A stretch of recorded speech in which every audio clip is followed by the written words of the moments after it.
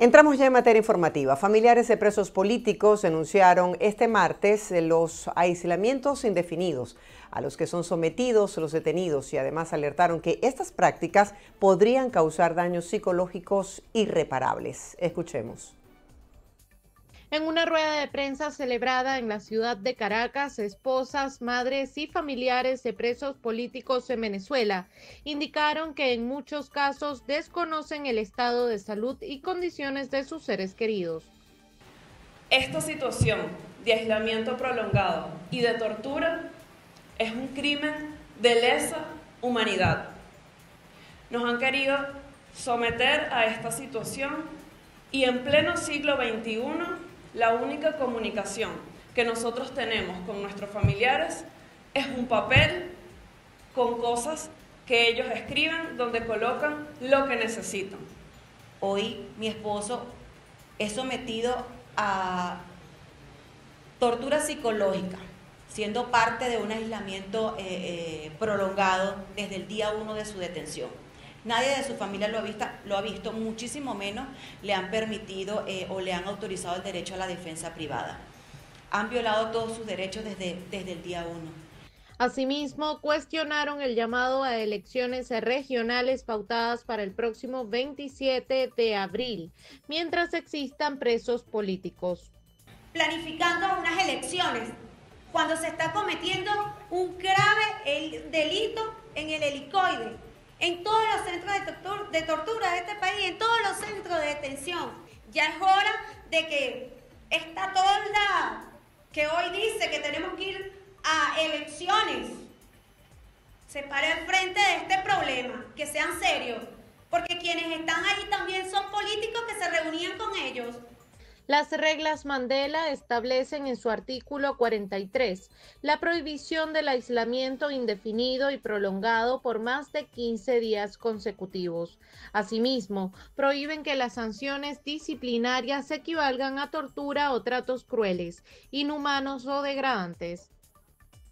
En otras noticias, el director del Observatorio Electoral Venezolano, Luis Lander, indicó que si los candidatos a las elecciones regionales firman el acuerdo de respetar los resultados en el Consejo Nacional Electoral, no podrán reclamar cualquier irregularidad ante este propio organismo, es decir, el CNE o el Tribunal Supremo de Justicia, como pasó en las elecciones presidenciales. Veamos.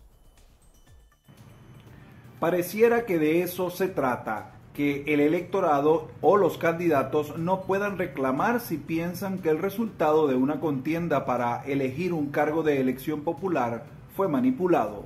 La estructura del Estado venezolano tiene mecanismos que permitirían que efectivamente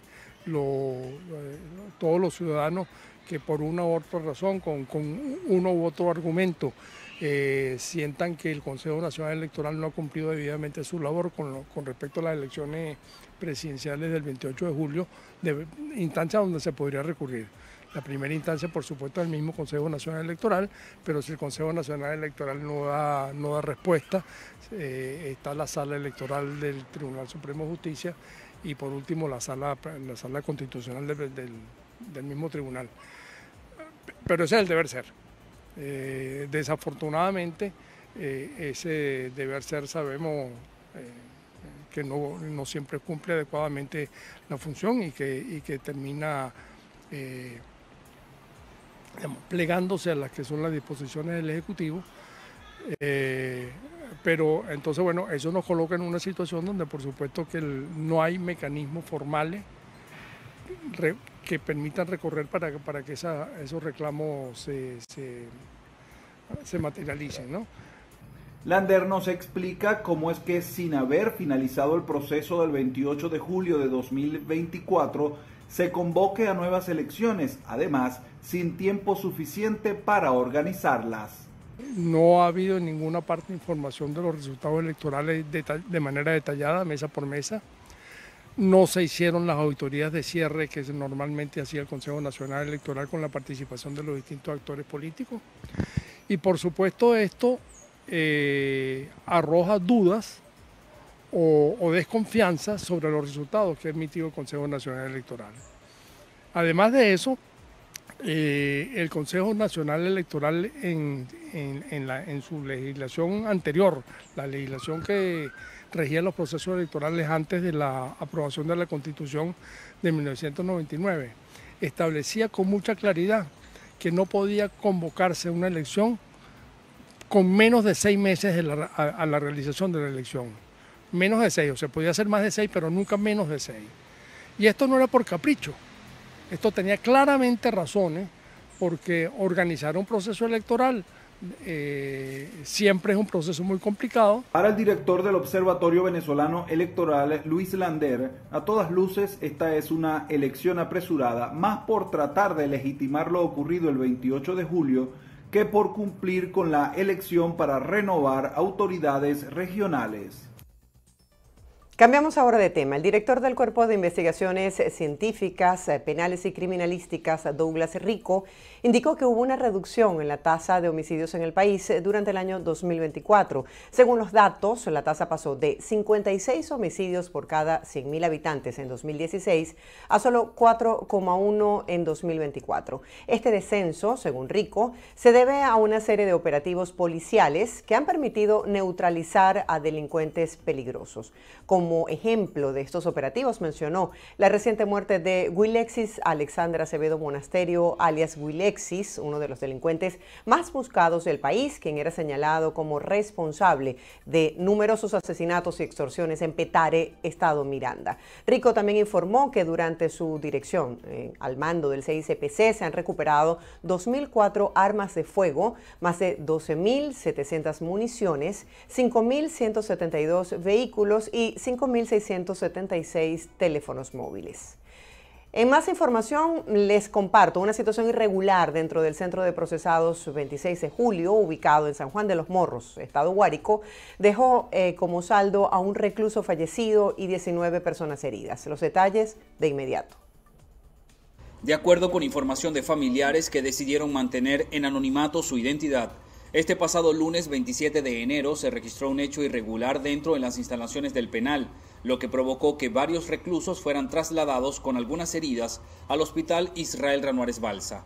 Aunque de momento no hay información oficial sobre esta situación, se pudo conocer que al Centro de Salud de San Juan de los Morros ingresaron 10 privados de libertad heridos con cortes por armas punzopenetrantes, y uno de ellos falleció, quien fue identificado con el nombre de Luigi Jonás Quirós Herrera. Otros 10 reclusos también terminaron con heridas, sin embargo recibieron atención médica dentro de la cárcel.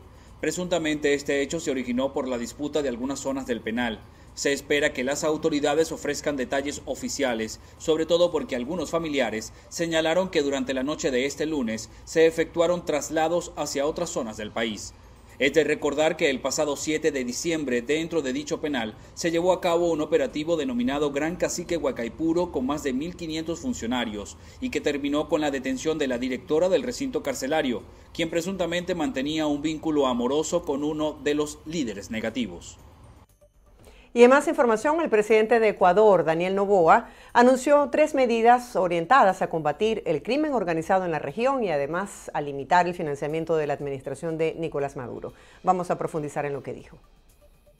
Pero creo yo que ya se acabaron los tiempos o el momento de solo condenar. Uno tiene que actuar y tiene que actuar de manera fuerte, asimismo como las personas que amenazan a la democracia actúan.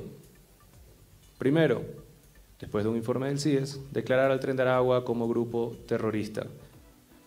Segundo, en el caso de que existan sanciones contra el régimen dictatorial de Nicolás Maduro, el Ecuador está dispuesto a vender hasta 250.000 barriles de petróleo diarios a las naciones que hoy en día compran el petróleo de Venezuela. De esa manera, se para el financiamiento de un régimen dictatorial.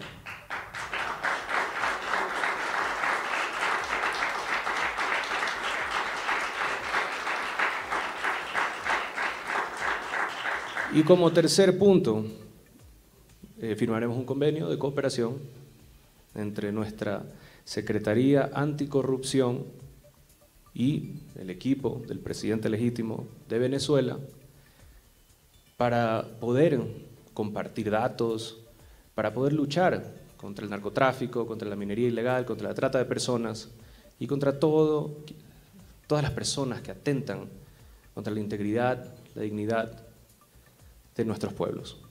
Tras recibir este martes a Edmundo González Urrutia en el Palacio de Carondelet en Quito, Noboa recordó que Ecuador fue uno de los primeros países en reconocer a González Urrutia como presidente electo. Por su parte, González Urrutia agradeció el apoyo del gobierno ecuatoriano al reconocer los resultados del 28 de julio y al acoger a miles de venezolanos que huyeron del país. No podemos permitir que el fraude y la autocracia se impongan sobre la voluntad soberana de nuestros pueblos o sobre las leyes que como sociedades libres nos hemos dado. El pueblo de Venezuela habló con determinación el pasado 28 de julio y ese mandato será honrado y defendido con la convicción y los medios necesarios para restituir la democracia en nuestro país. Sabemos que esta ardua tarea contamos con el respaldo decidido del pueblo y del gobierno del Ecuador y estoy seguro que pronto, muy pronto, podremos recibirlos en Caracas como huéspedes de un gobierno legítimo, democrático y plenamente comprometido con los valores que compartimos. La comunidad venezolana se concentró en la plaza frente al Palacio Presidencial para recibir a González Urrutia y manifestar su respaldo. Continuamos con más de las 7 de las 7. El presidente de la Confederación Venezolana de Industriales con Industria, Luigi Picela, estimó que el sector creció en 2024 alrededor de un 13%. Asimismo, indicó que la capacidad instalada en el último trimestre del 2024 se ubicó en un 44% y el ingreso promedio de los trabajadores del sector está en $223 mensuales aproximadamente. Sostuvo que este año esperan llegar a un 50% en la utilización de la capacidad instalada. Picela resaltó que con industria seguirá influyendo en las políticas públicas de manera tal que la industria se haga competitiva no solo para el consumo local, sino también para el mercado internacional.